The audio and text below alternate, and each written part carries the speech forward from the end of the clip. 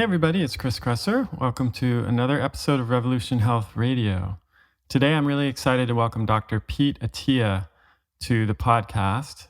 Peter is the founder of Attia Medical PC, a medical practice with offices in San Diego and New York City, focusing on the applied science of longevity and optimal performance.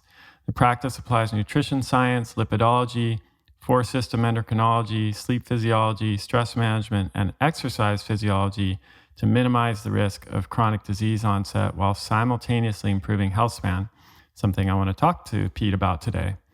Peter trained for 5 years at the Johns Hopkins Hospital in general surgery, where he was the recipient of several prestigious awards, including Resident of the Year and the author of a comprehensive review of general surgery. He also spent 2 years at NIH as a surgical oncology fellow at the National Cancer Institute, where his research focused on immune-based therapies for melanoma. He has since been mentored by some of the most experienced and innovative lipidologists, endocrinologists, gynecologists, sleep physiologists, and longevity scientists in the US and Canada. Peter was the founder and president of a medical research organization that funded human clinical trials in nutrition and metabolic disease. During his 4 years as president, they raised and deployed over $40 million. Peter earned his MD from Stanford and holds a bachelor's in science and mechanical engineering and applied mathematics, and he's licensed in California and New York. I met Pete several years ago. I'm actually having trouble exactly where we met. We travel in the same circles, of course, and our paths crossed a number of different times, but we hit it off and became fast friends, and Pete's one of the smartest people I know, without a doubt. Every time we talk, I always learn something new, and we have a fascinating conversation, and he's someone I always look forward to speaking with, and I'm frankly surprised that I haven't had him on the podcast yet. So that was mostly due to the fact that he's also one of the busiest people I know. So we finally made our schedules match up, and I'm really looking forward to diving in and speaking with him. As I was thinking about the interview, there were any number of things that we could talk about. Pete is one of the most knowledgeable people when it comes to lipids and diagnosis and management of cardiovascular disease. So that was an obvious topic. But in the end, I thought it would be more interesting to talk about longevity, because that's something that we haven't discussed in an encapsulated way on the podcast yet. And it's something that Pete thinks a lot about, has a lot of insight into. So that's what we're going to do. And let's jump in. Hey everyone, if you're like most people I know, you don't have the time or the desire, training for that matter, to sift through the hundreds of medical studies that are published each month. But whether you're struggling with a chronic health problem or just want to maintain your health and live as long as possible, it's important to stay informed about the latest research and how it might affect your well-being. And let's face it, it's easy to get overwhelmed by all the conflicting stories in the media. You need a source of unbiased information that you can rely on. One that's easy to understand without too much jargon and full of practical tips that you can put into action. That's where my website, chriskresser.com, comes in.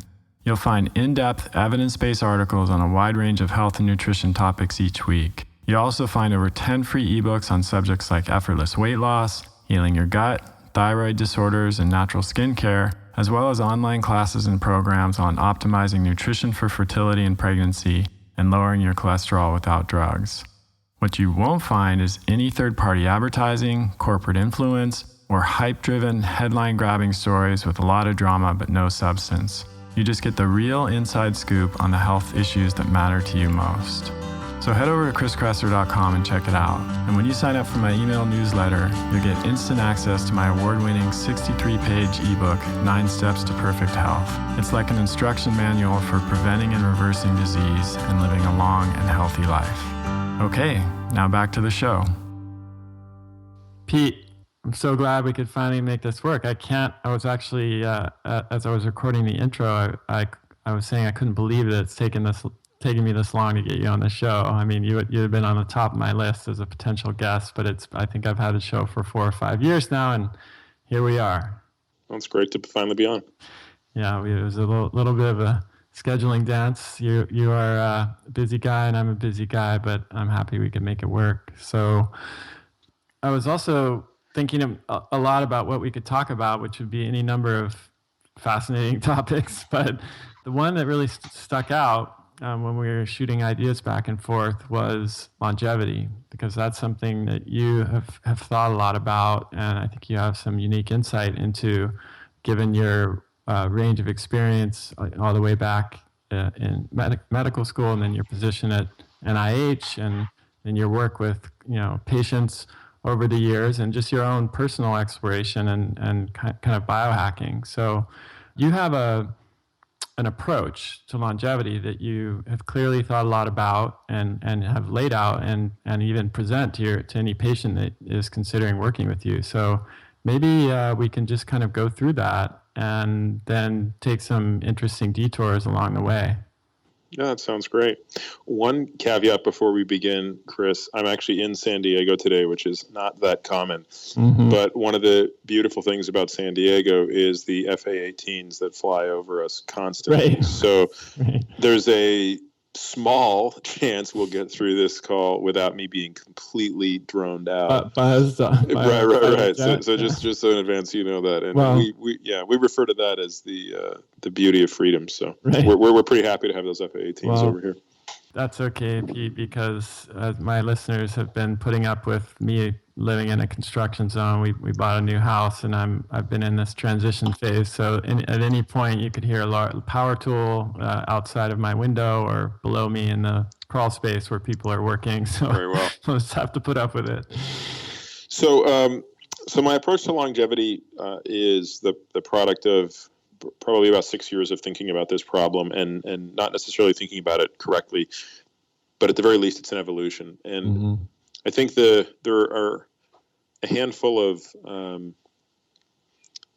maybe moments when I think I had an aha thought. And so one of them was, are we thinking about this problem correctly? Because obviously this is a problem people much smarter than I have thought about, and people have been thinking about it for a very long time. And as you know, it's a space that's largely sort of full of nothing, right? I mean, every year there's sort of a new, secret to longevity that doesn't pan out. And obviously the most famous example of that is resveratrol, which, turned into probably a $700 to $900 million debacle. And so my first aha moment was, if we ask the question differently, does it become more answerable? So if the question is, how do I live longer? That turns into, at least to me, to be a hard question to answer. Mm-hmm. If the question is, start with, how do I die? When and how will I die? All of a sudden, that seems more manageable. We actually have pretty good data on that. And then you can start to reverse engineer the problem. Because if you know how and when roughly you're going to die, and when I say that, just for the listener who maybe isn't used to sort of thinking probabilistically, that's not to suggest for a moment you can look at an individual and say that person will die of a heart attack at the age of 78. What it means is you can put together a probability distribution of how a person's likely to die and in what window of time they're likely to die. Mm-hmm. And again, probability distributions are just that, right? Doesn't mean that it's a guaranteed thing. Of course, you could get hit by a bus tomorrow, and you could be afflicted by cancer tomorrow. Horseshoes and hand grenades. Yeah. So trying to get close. Right. So when you have that understanding, you then ask the question, okay, what can we do about it? So that was sort of aha moment number one. Mm-hmm. Aha moment number two was sort of digging into the literature on centenarians. And so when you look at these people who live to be 100 or more, there's what I call the depressing hypothesis, which is the only way they die is in car accidents and, suicides or something like that, right? Which would give you the impression that whatever genetic gifts the centenarians have, and in a moment we can talk about what some of those genetic gifts are, because many of them have been well elucidated. Absent those genetic gifts, we're all doomed. But in fact, we don't see that, right? We see the opposite, right? We see that they die of largely the same types of diseases and largely the same distribution that people who aren't centenarians die of. And so that the aha moment number two there is something about those genes that they have delay the onset of chronic disease. Right. Because that's basically what they're still dying of. Mm-hmm. And so what are those genes? Well, I mean, again, I don't know that that's certainly the most exciting thing for many people to think about. And I think it's interesting from a mechanistic standpoint. So we certainly see known defects in growth hormone receptor, IGF-1, ApoC3. Mm-hmm. And so what's interesting about those things is those things probably tend to more result in their benefit by reducing the probabilities of these chronic diseases, right? Whether it be ApoC3 on the lipid side or GHR or IGF, probably on cancer promotion side. It's all still, sort of moving in this same direction. So that's sort of pillar number one of insight. Pillar number two of insight, and again, I say this like I'm the only guy that's had these insights. I wouldn't say that at all, right? I'm just suggesting this is my framework, and how I'm applying it is basically looking at the commonality between caloric restriction and drugs that inhibit nutrient sensing pathways. Now, for me personally, nothing is more interesting than rapamycin. Now, whether rapamycin itself will go on to become a drug that we all one day take in small, intermittent doses, I think remains to be seen. But what seems likely to me is that rapalogs, so analogs of rapamycin, will eventually become a very important part of how we think about modulating the activity of its target, affectionately known as mTOR, the mammalian or mechanistic target of rapamycin. And why that's interesting is rapamycin is the only drug that has ever enhanced the lifespan in all four model species. So yeast, worms, flies, and mammals. Right. And this is something that was identified from Streptomyces. Is that right? That's correct. Back in the 70s. It was originally found on Easter Island, I think. Yeah, in 1964, an expedition from McGill University went down to Easter Island looking for novel species bacterium. They identified a Streptomyces there. It was brought back to Montreal.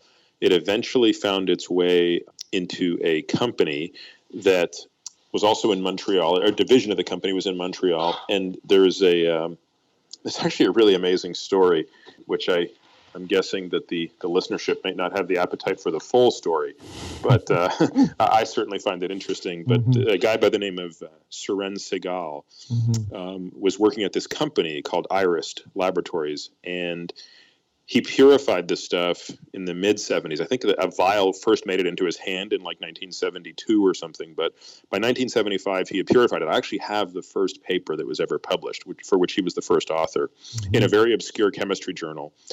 It was named rapamycin because the natives refer to Easter Island as Rapa Nu. So, of course, you put the rapa with the mycin, you get rapamycin. What's really interesting to me is, and by the way, if his son is listening to this, I want to reach him. Suren has long since passed away, and I've been trying to actually get a hold of his son because a few of us are actually planning a trip to Easter Island this fall. Nice. As sort of a pilgrimage to this. But anyway, according to what I've read, Suren believed that he had basically found the best treatment ever for athlete's foot. And because let's call a spade, this is pretty amazing antifungal agent, right? What could be better than the, getting rid of one of the greatest problems afflicting our society? The company basically decided to shut down its Montreal lab, and virtually everybody was fired, and non-viable compounds were ordered to be destroyed, including rapa. But Suren had a hunch that this was really special, so he froze a bunch down and literally transferred it with himself all the way over to New Jersey and kept it in his home's freezer until 1987, when Wyeth ended up buying that company, and he was able to convince the new bosses at Wyeth to let him explore uses of rapamycin. Wow. Now, again, this gets even more interesting, and I'm sorry to deviate on this, but I never get to tell this story, so I love it. In about the same period of time, a cousin of rapamycin, a drug called FK506, was discovered in Japan. It's also a Streptomyces, and this goes by the name tacrolimus, which most people may have heard of if they are familiar with transplant patients. Now, this is interesting because tacrolimus was very similar to rapamycin, except that it also inhibited calcineurin. And this turned into, this generated a great deal of interest for people at the time in the early 90s who were looking to ameliorate the damage of reperfusion and stroke. So this is where the story gets sort of personal, because I've become very close friends with a guy by the name of David Sabatini. David Sabatini, who was an MD PhD student at Hopkins in the early 90s, decided in 92 to do his PhD in the lab of a guy named Saul Snyder, who was working on FK506. in rats in this stroke model. And they used this obscure drug called rapamycin as the control because it did not inhibit calcineurin. And so when Sabatini shows up, he's asked the question, what do you want to work on for your PhD thesis? And he's thinking to himself, I don't even really like neuroscience that much. I got to think of something to do in this neuroscience lab. And he decided he was going to go after figuring out how this drug rapamycin worked. And you sort of can see how the story ends, right? 2 years later, he's publishing this paper that's saying, hey, it inhibits this thing called TOR, the target of rapamycin, something that we now really know of as perhaps the single most important sensing protein complex in the body when it comes to regulating autophagy and growth. So, long digression, I apologize, but between Easter Island and TOR and mTOR and RAPA, it's, there's something really exciting and interesting there. And now the question then becomes, how do we manipulate that system using things other than the direct drug that we know inhibits it but comes with too many side effects? Right. But let's take a step back. So what we see from my understanding, I haven't looked into this in nearly the detail that you have, is an extension of lifespan by 10 to 15% or thereabouts in mice. Yeah, it depends on the gender. So what we're talking about, and what's really interesting with RAPA, what I think really blew everybody's socks off was that even beyond what CR could do, CR would only work in this animal model if you start calorically restricting from birth. But with RAPA, you could take mice that were the equivalent of 60 years old and begin dosing them with rapamycin, and you could still add 10 to 15% life extension from that time forward relative to their peers, which really is a 25 to 30% aggregate life extension. And so, by the way, I have those numbers reversed. It's 10 to 15% in aggregate, 25 to 30% from that moment relative, going forward. Yeah. And that's the big first, right? Like nothing else does that. The second thing is, and we saw this last year. So in December of 2014, a paper was published that showed intermittent dosing of rapamycin actually enhanced immunity in humans aged 60 to 70. Again, very counterintuitive, given that the clinical application for rapamycin is immune suppression. But of course, that's constitutive dosing, meaning it's consistently dosed. What we think is going on, right, is that we now know, of course, that there are two complexes of TOR. You have mTOR complex 1, which is called mTORC1, and mTOR complex 2, or mTORC2. And of course, these protein complexes exist in multiple different tissues. So they exist within the muscle, they exist within the liver, they exist within the fat cells. And you're going to get a very different response depending on which ones you're activating and deactivating. So, for example, we don't want to turn off mTORC1 in the muscle, right? That would lead to muscle wasting. In fact, we want that one turned up as much as possible. But we do want fat and liver to have mTORC1 turned down, but not so much mTORC2. And what looks like happens when you give somebody rapamycin, it looks like initially you just inhibit globally mTORC1 and then ultimately mTORC2, and that's where actually you get a lot of the unwanted side effects like insulin resistance and things like that. Well, let's get back to your framework, because there are a couple things that really struck me about it. So, so far we've talked about changing the question from how can you live longer to basically how do you die later? How do you, and then more specifically, how do you not die how do you delay the death from chronic disease? Because that's what we're dying of. Maybe 30,000 years ago we were dying from trauma, warfare, exposure to the elements, more acute disease. But now that's not typically what we're dying from in the first world. We're dying from chronic diseases. And these are almost without exception, preventable or delayable, at the very least, I should say, diseases. And so let's talk a little bit more about your framework. How do we delay these diseases? We can't change our genes. Maybe these genes will become targets for drug therapies in the future, but for now, what is the option for people who aren't going to take don't have access to rapamycin, which is pretty much everyone, right? So what can we do? So I like the way you said that, right? I think you summarized that very cleanly. So let's take a look at the numbers again. So if you're and you have to draw a line in the sand somewhere when you look at actuarial tables, like what age group are you interested in, and how do you want to simplify your data set, because that's sort of what data management's all about. So here are the simplifications I'll take. I'm going to limit this to people over about 40. Yeah. So that, because if you really want to talk about longevity in infants, it's actually a different story. And we have work to do there, but that's not the problem I'm going to try to solve. Yeah. Okay, so if we talk about people being over 40, I'm going to make two other stipulations. One is you're a non-smoker, and it's worth always. I guess I wouldn't be allowed to have my medical license if I didn't put in at least one plug for. If you're listening to this and you're still smoking, right. that might be the single most just impactful thing. Turn off this show and spend that time figuring out how to quit smoking. Right? Well, I mean, it's I know it's hard to do, but it moves the needle. So let's just assume that we're dealing with a population that's over 40 that does not smoke. And then the third stipulation I'm going to make is not going to commit suicide. And again, all of those are difficult assumptions. And suicide is actually a leading cause of death. It's a top 10 cause of death in I believe every age bracket of teenager and above. Yeah. Okay, so if you do that simplification to the data set, you realize that 70 to 80% of all deaths will be due to 4 diseases, or what I really think of as 3 disease processes is a better way to think about it. Yeah. So the first is atherogenic diseases, which obviously includes heart disease and cerebrovascular disease. Mm-hmm. The second is neoplasm, cancer.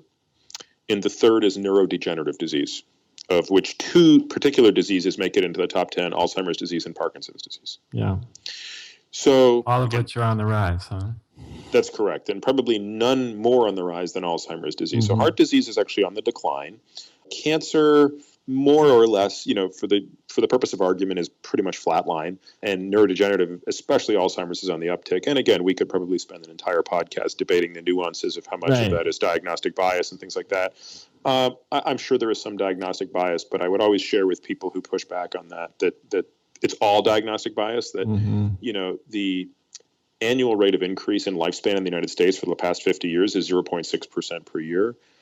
And during that same period of time, the annual average increase in the the incidence of Alzheimer's disease is 2.6% per year. So it's very hard for me to explain a delta that wide purely as just a diagnostic one. Yeah. Well, there's another thing too, and this is purely subjective, but I think Alzheimer's as a way of dying is more terrifying than just about any other way of dying, both for the person who gets it and their family members. I mean, cancer is none of these are any picnic, but there's something uniquely scary about Alzheimer's, I think, at least when I talk to patients and, when I see what people are concerned about, that's pretty high on the list. Oh, I would echo that completely. I think that for my patients, that's it's a devastating condition in so many different ways. So anything we can do that's going to halt the rise of in prevalence of that, and of course all of these other conditions, is absolutely crucial. So here we are. We've got these 4 major causes, or triad of disease processes, that 70 to 80% of people over 40 who don't smoke and are not, going to commit suicide die of. So if you want to live longer, you have to figure out a way to delay the onset of those things. Yeah. And as far as the other 20% go, there's obviously a hodgepodge of diseases in there, but far and away the largest is what's referred to by the CDC as accidental death. Yeah. Texting while driving. Well, there you go. So so again, we're going to do a breakdown on accidental death. So accidental deaths overall, 5th leading cause of death, and 80% of all accidental deaths, and that's an enormously long list, but 80% of them are just 3 types, which is motor vehicle accident, accidental poisoning, and fall. Right. And then we double click on all of those things. So within automotive, half of those are on actually 55% are on freeways. Mm-hmm. And of the 45% that are not, 3/4 of them are at intersections. So then we double click on what are the steps you want to take to mitigate death in an intersection. And then on the freeway, what do you want to do? And it's very simple stuff, right? We don't text while we drive. We don't drive with any alcohol in our system, not just below the legal limit. Mm-hmm. We assume that everybody on the road is trying to kill us. I mean, it sounds sort of crazy, but the reality of it is, especially in Southern California, this is literally the worst collection of drivers ever. Bay Area is pretty close second. Yeah. So, and then what are the steps you can take? I mean, and it depends how much you want to geek out on this stuff. I mean, but you can double click and triple click on each of these things, and you can start to deconstruct what this looks like. And again, I really feel like it's important when I talk about this to make sure everybody understands what I'm saying, which is not that there's some magic way to prevent death. There isn't. It's just a probabilistic game. It's the difference between playing Russian roulette with one bullet in the chamber of a 6-chamber versus 5. Those are very different games. Have you worked out I know when I talked to you about this before a little bit, you said something about, if you're going to work with a patient, he or she is still texting while they're driving. That's like, what percentage are we talking about here? If it's 20% or accidents. Yeah, it's a good question. I don't think we know the answer because we can't get an honest assessment of how many people are texting and driving, although I've read estimates that are based on survey data that suggest 80% of people admit to at least occasionally checking or sending a text message while driving. It's like self-reported food intake, right? Yeah. It's diet and nutrition studies. Yeah. But anyways, it's significant. So if you want to make one change that could significantly, reduce your risk of death without touching diet or anything else, it's not texting while driving. I would say, if you don't talk about any of the lifestyle factors, I would say complete attentiveness to driving. If you live in a driving-centric place, my practice is in New York and San Diego. In New York, it's actually a very different instruction because most people in New York don't ever drive. Exactly. So in New York, it's actually much more about watching out for other drivers, right? It's your behavior at intersections, right? It's do you have headphones on when you're walking through the streets? Are you jaywalking? Are you standing on the side of the curb looking the wrong way when a car is passing you and the mirror clips you? It's that sort of stuff. Yeah. All right. So back to the chronic diseases. So is there a commonality, right? Is there anything common to neurodegenerative disease, neoplasm, and atherosclerosis? And the answer is sort of, right? So they're obviously quite different diseases, but they're all diseases of civilization, right? Which is not to say that even our ancestors wouldn't have got these diseases if they weren't dying in war or of infections. Right. But there's something about the flavor of them that we're getting that appears a little bit more related to our civilization than maybe it would have our ancestors. And so, and again, this is now where we're getting from. Everything I've said to date is largely just factual, and now we're sort of getting into, so what's the leap? What's the speculation? So my speculation is twofold. One is there are sort of overarching themes that matter, and then there are nuances that we can plug in. So the overarching theme is this. We go back to what we know about rapamycin and caloric restriction. And we ask, what is it doing? Now, caloric restriction, most people today in this space, the super in the weeds people on this topic that I've spoken with at length, do not believe caloric restriction actually enhances survival in the wild. So nobody disputes that for most species it enhances survival in the laboratory. But once you get into the wild, you're basically trading one type of mortality for another. Right. And so for the sake of argument, let's just assume that that's true and say, but what can we learn about it in the laboratory, and what can we learn from the RAPA experiments in the laboratory? And what it appears to tell us is that a signaling environment that does the following is good. One in which insulin is very low, one in which IGF is low, one in which mTORC1 is low, one in which AMP kinase is high, and one in which RAS is low, if you really want it to be specific. If we were at the candy store and we could have anything, that's kind of the environment you're favoring for someone over 40. Not the environment I want for my 18-month-old little guy, right? He's in growth mode. That's not. But for an old geezer like me, that's a pretty good environment, especially if I can target that to a certain set of cells, because I don't actually want that in my muscles, but I would like that in my liver, and I would like that in my adipose tissue. Okay. So how do I control that? Well, I can control that by eating a certain way. I can control that by exercising a certain way, sleeping a certain way, managing stress a certain way, using a bunch of hormones or not using them, and using a bunch of drugs. That's your toolkit, basically. Yeah. So on the nutrition front, and I don't like talking about nutrition much, which is ironic given my former job, because I'm not a big fan of religion, and I'm not a big fan of politics, and nutrition's kind of like that. And so I don't really care about diets. I don't. None of that stuff interests me. Don't care if you're paleo. Don't care if you're vegan. Don't care if you like South Beach or Atkins or Ornish. None of that stuff interests me. I'm really just interested in the biochemistry of these molecules. And given that different people can tolerate these molecules in different fractions, the name of the game is glucose disposal.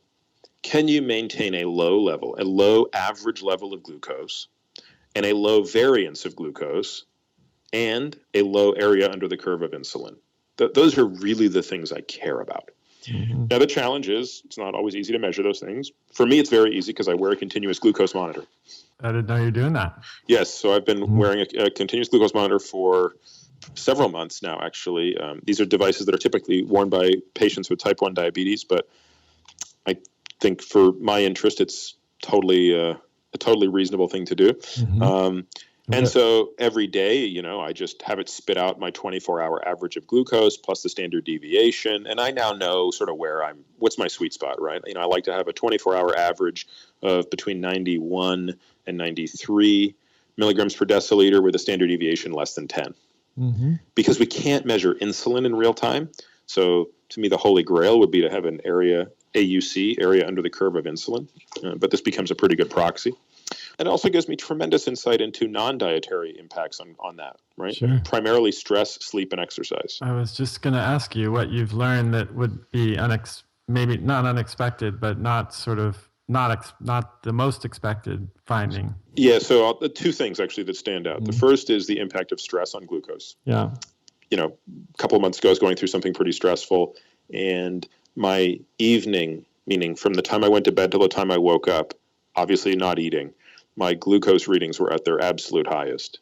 Well, what's that? Yeah, I was just going to say that cortisol isn't called a glucocorticoid for nothing. That's right. Mm-hmm. And so what was interesting to me is it was very easy for me to predict before looking at the glucose meter in the morning how high my glucose was that night based on the not just the quality or lack thereof of my sleep, but also the amount of sort of ruminating that I was doing during my sleep. And of course, I found that it was actually pretty easy to temper that by using phosphatidylserine before bed to suppress adrenal output and therefore bring glucose down. So that was one super interesting finding. And then of course it made me think about all of my patients who are, by definition, all going through their own really stressful things and how much stress can undo all of the great things we do during the daytime. I'm so glad we're talking about this because I've been kind of on a tear for the last month or so talking about this because I just moved my office. I just had discovered a mold problem. Like it's been an incredibly stressful time, and I've just watched my health unravel in front of my eyes. And I didn't make any changes in anything else. It was a really as kind of controlled experiment as I could do in a sort of wild type environment. And then I started to dive into the research literature and look at all of the mechanisms by which the sympathetic nervous system and the HPA axis regulate things like glucose disposal and insulin sensitivity and metabolic function in a number of different ways. And I really do think it's the elephant in the room that's just often either not talked about at all or just given lip service, and I find it really hard to get anyone to pay any attention to it.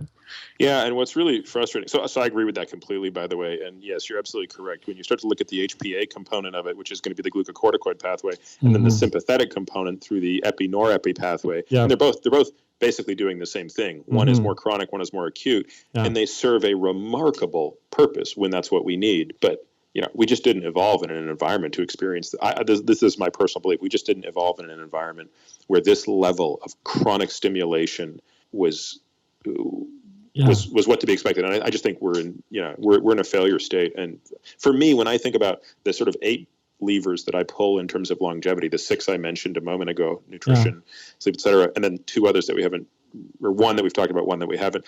The one where I most consistently feel challenged is on managing my own stress. Yeah, I'm right there. And I love this concept of allostatic load. Bruce McEwen developed this years back, and it's the metabolic cost of maintaining homeostasis. So what is the price we pay for the body having to work to respond to these repeated stressors? And I would say the number one price is this decline in metabolic function, or inability to continue to be able to process glucose effectively.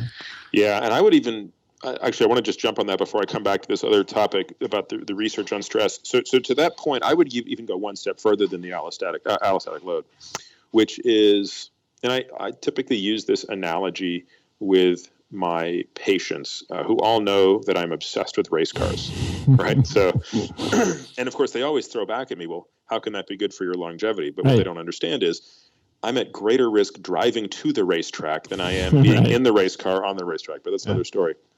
Okay, so so I'm sitting, I just had this discussion with a patient last Friday, actually. So we're sitting in his office and looking out over Park Avenue. This was in New York, obviously. And I said, look out the window, and you see all those cars there? You've got that Ford Taurus there. You've got that Honda Accord. You've got that, that 3 Series BMW. Do you think that for any of those cars right now, like the PSI in each tire is exactly to spec? 32.5 PSI or whatever the number is? No, of course not. Do you think what's the chances that some of the cars out there are, 400 or 500 miles past due on their oil change? Half of them, right? Mm-hmm. But yet they're all fine. They're all getting away with it. Yeah. Why? And then contrast that with, let's go to watch a Formula One Grand Prix. Do you think one of those cars out there is literally half a PSI out of whack on their tire? No. Or nothing. So what's the difference, right? And the difference is tolerance and what capacity the vehicle is within its technical limit. Mm-hmm. So when you're out there driving, commuting, doing whatever the heck you're doing, you're nowhere near the technical specification of the car. And as such, the car is incredibly forgiving. Right. But when you push that vehicle to its technical limit, the forgiveness goes away in a second. And in many parts, I think that's why I love racing. I love knowing what it's like to be in a car at its limit and then see if I can put me at my limit and then see how long can those two things stay on that edge. Mm-hmm. But the lesson for us is that, and I don't say this to sort of diminish the work that's gone into understanding blue zones and things like that, but it's very important to understand that, at least for my patients, none of them live in blue zones. Yeah. And so while I think that there's, a lot of interesting stuff that can be learned from, how we could live longer if we had the fortune of being around our elders 24/7 and we could sleep, 9 hours a night and we could hunt our own food and do all these, things or whatever the situation is. What if you don't have that luxury, right? Mm-hmm. Like, what if you work 2 jobs? What if you're running a hedge fund that's collapsing? What if 2 of your kids are having this problem and that stress of that is killing you, right? You can only be as happy as your least happy child, as the saying goes. Yeah. And so to me, that's the analogy is you're now on a racetrack. You gave up the luxury of, not worrying about when your oil gets changed and not worrying about the PSI in your tires. So this is like allostatic load and then some. Because it's not just the price, the wear and tear on the body. It's now the alpha that's necessary, the performance alpha that's necessary to sort of survive under a brutal amount of stress. And so speaking of stress, coming back to this, the area, Chris, where there is more research on this than I could have ever imagined if I hadn't looked into it a year ago, is in the area of transcendental meditation. Yeah, tons unbelievable. And it's sort of all the way back to the 70s. Yep. And I think my only guess is that, Maharishi, some people assume it's sort of like a cult-like thing and it's sort of like it's very dismissive. But if you actually go back and look at the clinical trials, which I've done in pretty close detail, and I'm talking better trials than nutrition, Chris. I mean, literally better trials than we see in human nutrition. And I realize that's a low bar, but nevertheless, we're talking, you can never eliminate performance bias. That's the biggest challenge. So, you've got to look at and obviously the trials aren't blinded, but they've done pretty good things to actually identify the effect of TM versus even just sort of quiet resting. And the effects on blood pressure, on cortisol, on glucose, on metabolic factors, I think it's real. It's remarkable. Yeah. And I've seen all that research myself, and I've just experienced it myself as well, like in a very numerous times. I mean, I've talked about this before, but my dad actually introduced me to meditation, to TM, when I was 16. And, probably one of the most amazing gifts I've received, of many gifts from my father. But so I've been doing this, I haven't been doing TM for 25 years because I moved on to a different technique. But one of the things that happened in my move, and this is rare in 25 years, I stopped sitting consistently. And after 2 or 3 weeks of not doing that, I really felt it in an acute way. And it's almost been such a part of my routine that I don't, it took me a moment to even realize what was going on. Like, oh yeah, that's right. I'm not sitting regularly. And as I started again and I watched just everything change again, my sleep, Interesting. my attitude, my mood, my exercise recovery, my mental cognitive performance, my digestion. I mean, it was just like, there's no single intervention that I'm aware of that can have an effect over so many different parameters in my life. And I've learned that time and time again. So the research doesn't surprise me at all. Yeah. So I think, one of the things I do want all of my patients doing, and some of them are resistant to it, and I think they have to come to it in their own time, but I do prescribe, for lack of a better word, transcendental meditation to all of my patients, especially the phenotype that's sort of like me that probably needs it the most. Right. Yeah. Yeah. Okay. So we went off on a stress management tangent, which is a very good tangent to go off on. I'm beating this drum a lot, but I think it's a drum that needs to be beaten, perhaps to death. But let's talk about some of these other levers that you have identified. Right. So rounding out the nutrition one, you want to consume basically as much glucose as you can tolerate before you start to get out of that homeostasis that I've talked about. And again, I'm not really going to get into more details because it takes too long, but it's sort of like, for me, there's a different number than there is for you, than there is for the next person. And you have to find what that level is. And then on the protein side, I think the IGF protein data are interesting. I still don't know that they're entirely conclusive, but I would say this: you're probably better off with excess fat in your diet than excess protein in your diet. Especially lean protein, right? Where you're eating really methionine-rich food. Right, that's right. And so it's interesting you bring up methionine, because then if you start to think about which amino acids are probably driving up IGF the most, it's actually probably methionine. And so, which is why we're always telling people to eat nose to tail. If you're going to eat, eat animal foods, you eat all the odd bits, not just the boneless, skinless chicken breast and the egg whites. Well, not only that, but I think there's pretty reasonable evidence when you look at the carnivorous societies that they actually preference that meat. Absolutely. They were actually feeding the muscle meat to their animals. Dogs. That's right. Yeah. And they were themselves consuming the organ meat. Yeah. So basically what I'm telling my patients is really you only need as much protein as is necessary to preserve muscle mass. That's sort of the goal. Right. The goal is muscle mass. That's the name of the game. And anything you're consuming above that. So when we're seeing, nitrogen balance as positive, we're overdoing it. And so you can see now you have a sliding scale, which is carbohydrate goes up until you hit your glucose and insulin ceiling. Protein comes down until you're about to erode into muscle mass and slip into positive nitrogen balance, and then fat becomes the delta. So in somebody like me, that's probably about a 20% carb, 20% protein, 60% fat diet. And we've talked about this before. Obviously, I've done everything from vegan to full ketogenic. I've sort of experimented with the entire spectrum of religions. Yeah.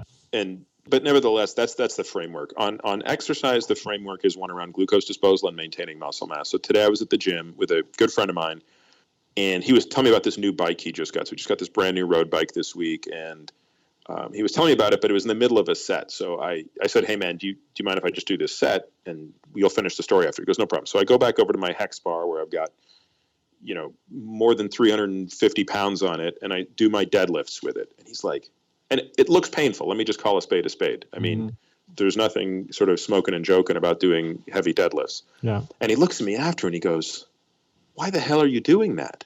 He's like, is that really necessary? Like, can't you bike, you swim, you run. I mean, what is that possibly doing for you that those other things don't do? And I said, well, actually, it is doing something for me that those other things don't do, right? Those other things don't activate my 2B muscle fibers. And that's something I'm placing a high premium on, right? Which is it's very hard to activate the type 2B fiber. And yet, if I can get all of those fibers working, type 1, 2A, 2AB, and 2B, I'm going to have a much more glucose-hungry muscle. I'm going to have much more mitochondrial activity. And frankly, I think, squats and deadlifts are the two most important exercises. It's funny, going back to your point about sitting, we are all born knowing how to squat perfectly. Right. So when I look at my son, who's a year and a half, he squats like it's his job. It's incredible to watch him pick things up with perfect biometrics. Yeah. And then I look at my daughter, she's 7.5. She used to be able to do that. And now, Right. even though she's flexible, she does gymnastics and all these other things, she's actually lost the perfection in her squatting mechanism. And I'm actually convinced it's the moment we start sitting, we lose this hip flexibility necessary to perfectly squat. Yeah. The good news is you can get it back. And so with a lot of conscious effort, you can actually learn those movements again. But I do think that those hip hinge movements are so important, one, for biomechanics and sort of back health and longevity, and also because there's no two exercises that I think really allow us to stress the body as maximally as that, as safely as that, if they're done correctly, so that we can sort of maintain, this idea of these very hungry muscles. Yeah, makes sense. All right, so that's the diet and exercise framework. We've talked about stress already. Yep. And then we've got sleep. Yeah. So, I could probably spend all day talking about sleep. I don't know if you've had Kirk Parsley on your show. Not yet. He's on the list. Well, I don't need to steal Kirk's thunder. Kirk will tell you everything you need to know about sleep. But, maybe the real quick version is that if you want to take an animal, including a human, and make it insulin resistant, all you have to do is sleep deprive it. All things equal, just sleep deprive it. And it doesn't have to be exceptional, right? So there was a study done at the University of Chicago that took a group of subjects and for 14 days restricted them down to 4 hours a night. Mm-hmm. And they used euglycemic insulin clamps. So this is the gold standard for measuring insulin resistance. And in that 14-day period, their insulin sensitivity deteriorated by 50%. Right. In 14 days at 4 hours a night. And, when I think about my residency, for 5 years, I slept 4 hours a night on average. I probably averaged 26 to 28 hours of sleep a week for 5 years. So maybe it's not so surprising how insulin resistant I was at the end of that period in my life. So part of it's quality, part of it's quantity.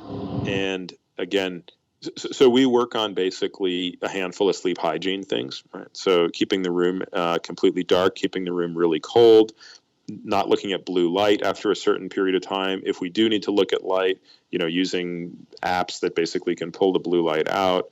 And then, of course, the entire spectrum of agents that you can take to aid in sleep. So, we measure melatonin levels in the urine overnight and deem whether melatonin or not makes sense.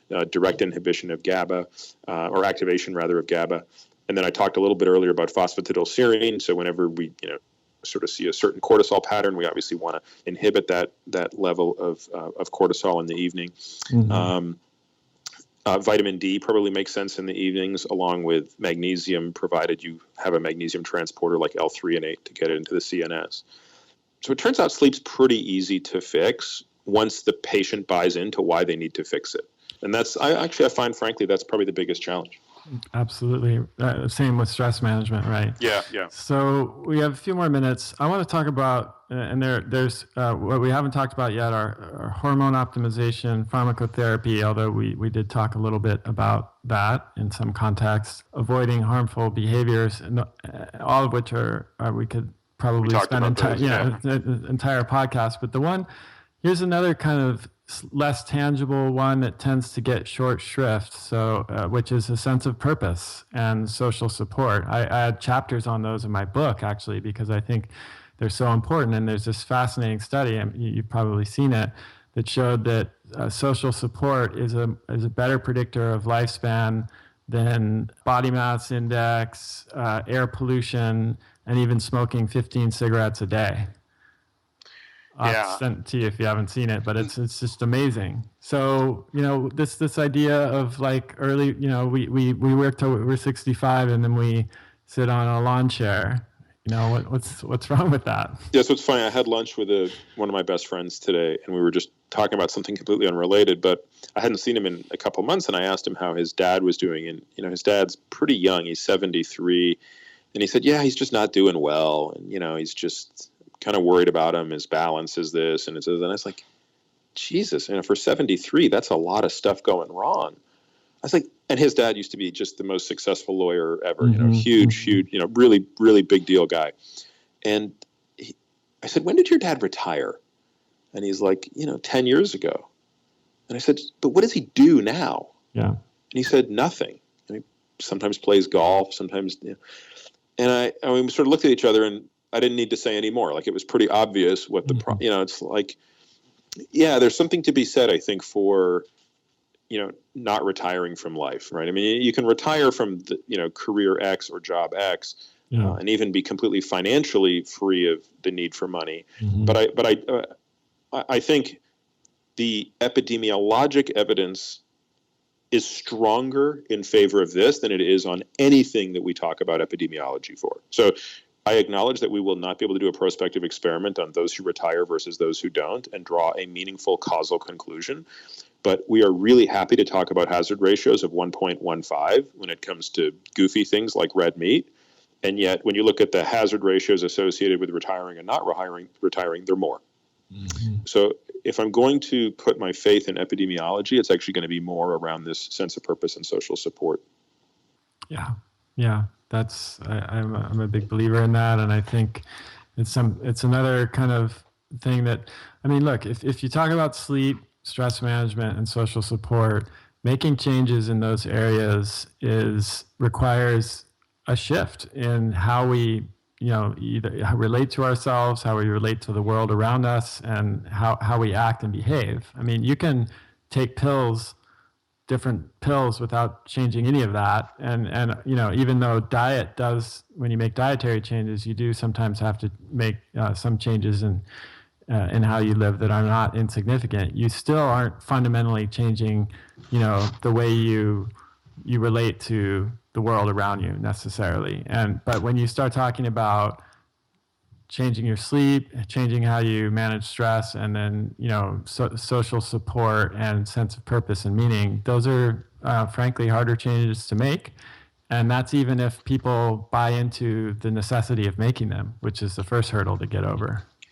Yeah, I mean, what I typically explain to patients is with each of those 8 levers, I divide each one into efficacy and effectiveness.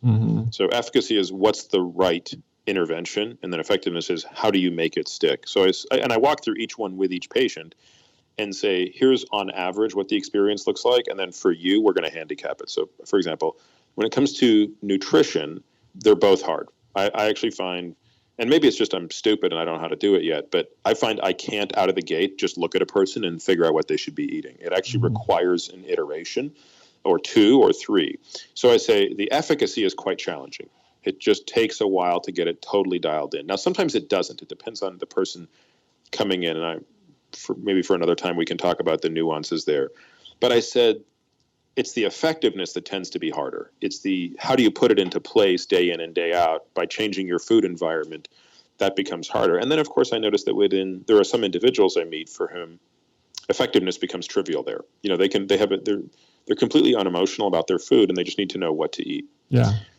And then, exercise, same sort of thing. But once you get into sleep and stress management, the efficacy is actually very easy, meaning knowing what to do is quite trivial. Yeah. Doing it is hard. Yeah, and sticking with it. That's right. On the hormone and the drug side, it's the opposite. The efficacy is very hard. It's really hard, if you're going to be nuanced about this, to get the perfectly right answer and to get the perfectly right optimization.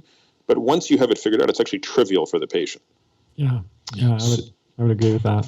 So anyway, I think through that lens, the patient realizes they're sort of on a journey with you and that you each have your own challenges. But I think being able to confront them and acknowledge them makes them a lot easier than just sort of acting like, oh, you should be able to do all of this, no problem. Makes sense. Pete, it was such a pleasure to have you on the show. I feel like we could just go on, and I always enjoy our conversations and hope we can cross paths sometime in the near future. Sounds great, Chris. This was a lot of fun. All right, take care. That's the end of this episode of Revolution Health Radio. If you appreciate the show and want to help me create a healthier and happier world, please head over to iTunes and leave us a review. They really do make a difference. If you'd like to ask a question for me to answer on a future episode, you can do that at chriskresser.com/podcast question. You can also leave a suggestion for someone you'd like me to interview there. If you're on social media, you can follow me at twitter.com/chriskresser or facebook.com/chriskresser L.A.C. I post a lot of articles and research that I do throughout the week there that never makes it to the blog or podcast, so it's a great way to stay abreast of the latest developments. Thanks so much for listening. Talk to you next time.